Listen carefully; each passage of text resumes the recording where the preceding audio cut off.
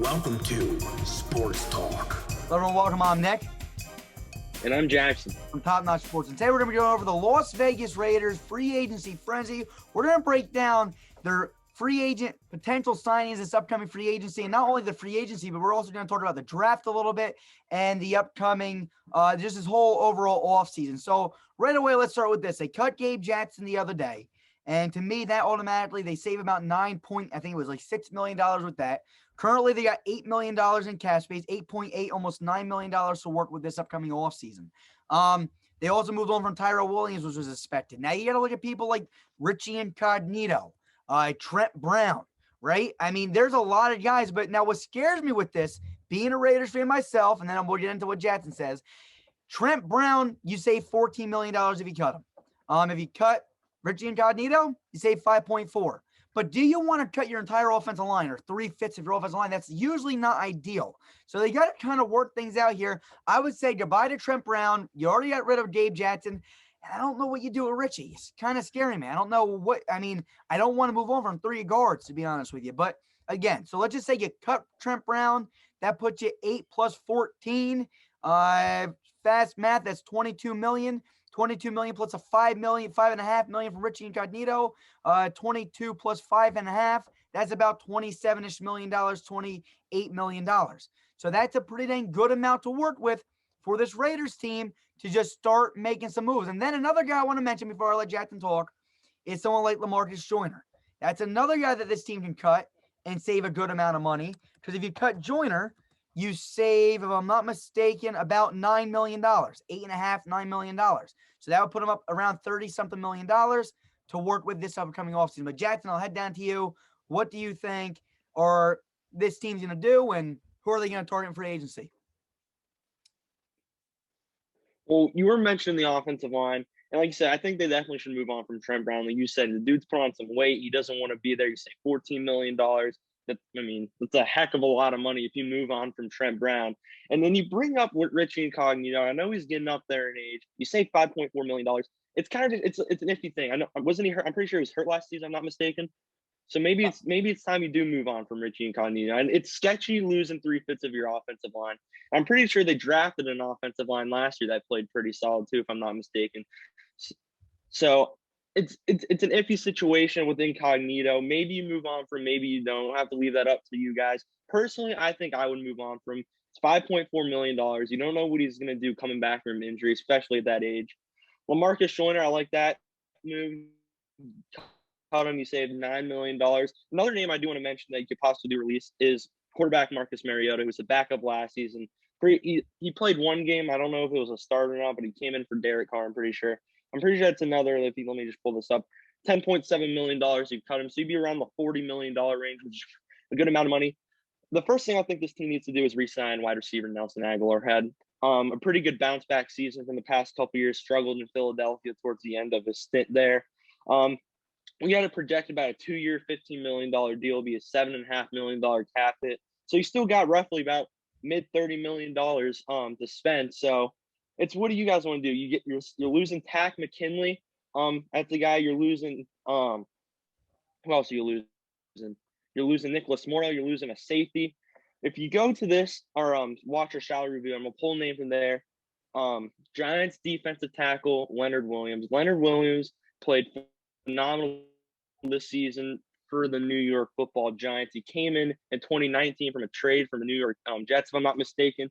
Had an excellent 2020. This would booster up that Raiders defensive line that's already got Cleve Farrell, who didn't look too bad this year, and Mad Max Crosby coming off the edge. So if you can get a guy like Leonard Williams that's going to help in the pass rush and go get after the quarterback, I mean, you're going to have a pretty good pass rush. And then if you get re-signed Tack McKinley, who you guys got from Atlanta earlier in the season, more of a depth signing there, but he can definitely come in and go get after the quarterback too. So yeah, you can build up that pass rush. You definitely want to go get some more defensive help. I mean, this defense isn't the greatest of defenses in the NFL, excuse me. So you definitely want to maybe go out and get another guy in free agency or possibly the draft. Nick knows his team better than I do, so I'm going to let him take it away here. Yeah, so here's what I do personally. I'm going to start with this. Again, Tyrell Williams is already gone. Like you said, maybe we trade Marcus Mariota. I think that we can trade him maybe for a third-round pick, second-round pick. We'll see what happens with him. I know his value has been decreased, but we'll see what happens. Trent Brown's another guy. I mean, we don't necessarily got to release him. We might get a second or third-round pick for someone like Trent Brown and still free up that $14 million in cap. So that's another possibility that we can do. Somebody else I want to mention. Two more guys I want to mention real fast.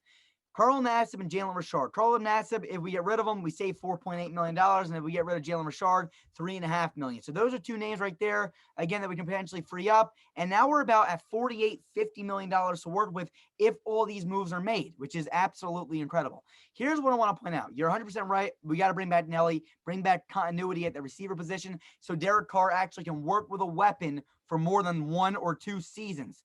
We need Nelson Aguilar back. Carr let go with him. You bring him back. They're going to be electric next year. I think you also got to bring back a guy named Denzel Good. Denzel Good on our offensive line last year bounced around from guard to tackle to left guard to left tackle, all over the place. He played all over the place. This is a guy that you can bring back for a 2-year, probably about $5-ish million deal that can play almost every offensive line position that played it pretty dang well. You talked about John Simpson, I'm pretty sure. You said a rookie from last year. He had limited snaps last year, didn't play a lot, but again, the film that I've watched on him wasn't the greatest. I think that he has a lot of potential, very strong. He likes to power through people. The issue is that if you go all power, someone finesses you, you let him right through and you completely whiff on some blocks. So we're going to have to watch a little bit more on John Simpson. Here's what we got. Leonard Williams, absolutely. We need the interior defensive pass rush. And again, this upcoming draft, there's not a lot of it. Another position I think we absolutely need is a true free safety. We got Jonathan Abram, who's a very, very good, true, strong safety. Comes down, plays in the box. That's fine. Now we need a free safety, especially in Gus Bradley's system, which is a cover 3 system. And that means that we're going to put 8 guys in the box. You have your 2 outside corners playing deep, the deep third, and then you got your high safety covering the entire middle of the field. Okay, then you got your 2 linebackers who are in the box that can either go to the flats, the corners, or just stay around where they are. There's a lot of options with this defense. So you got your middle linebacker just kind of roaming around here. Okay, so there's a lot going on. We're going to stop the run. That's what this defense is designed to do, stop the run and play good defense with young defenders. And I think that these young defenders can do very good here. Here's 7 other names I want to bring up. Marcus Williams, okay? He's a good name that they could potentially bring in. You got Leonard Williams, maybe Dalvin Tomlinson, Sheldon Rankins. I can probably go on and mention a few more guys. Safety position, there's a few, but again, I would really want us to target in on Marcus Williams. He'd be a really nice lockdown corner. And then I know we also mentioned a few cornerbacks. I mean, a very good safety with Marcus Williams. 2 good cornerbacks I want to mention real fast before we wrap up this video. Richard Sherman, veteran guy, can maybe teach Trayvon Mullen and Damon Arnett how to play this defense. And one other guy I want to mention, Michael Davis, who was in the Los Angeles Chargers, who was there for the last few years.